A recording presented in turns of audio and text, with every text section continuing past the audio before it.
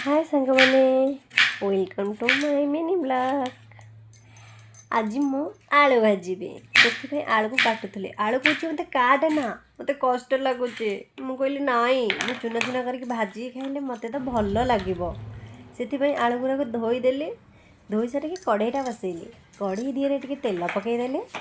तेल दिहरे आज मु पियाज पकेबिनी। बिना पियाज आज भजा भाजीबी पुणी आलू भजा।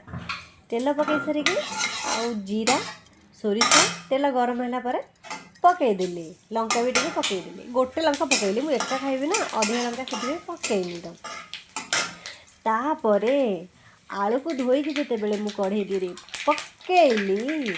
आलू कौच मत कष्ट लगुच मत तेल छाड़े ना। मुझे कहली तक जब न छाड़ी न भाजी मुझे खाइबी मत केमी लगे भल मु तो खाइबी ना मत कंचाटा खाई पारि ना मुझे भाजिकी खाइबी।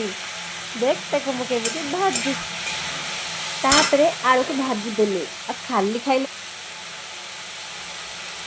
टे भाजीदबा।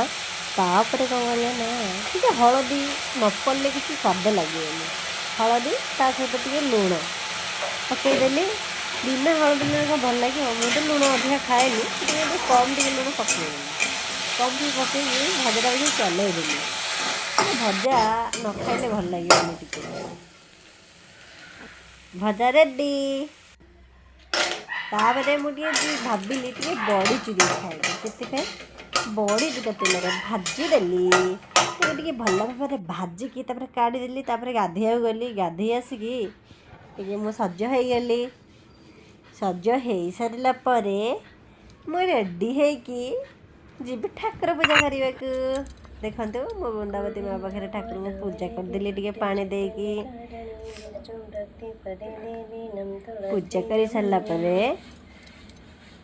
तापर सेठू आसिली। आसी सारिकी टे पानी गोटे ढालटे मुझे थोईदेली। आम दुआर बंध पाखे थोईदेली पानी ढालटे। तापर सेठू पलि आसिली। तापर घर भितर ठाकुर पूजा कली। घर भितर ठाकुर पूजा करुची। तापर कौन करी मु ठाकुर पूजा करुची। ठाकुर पूजा कर सारे तापर खाया को जीवी।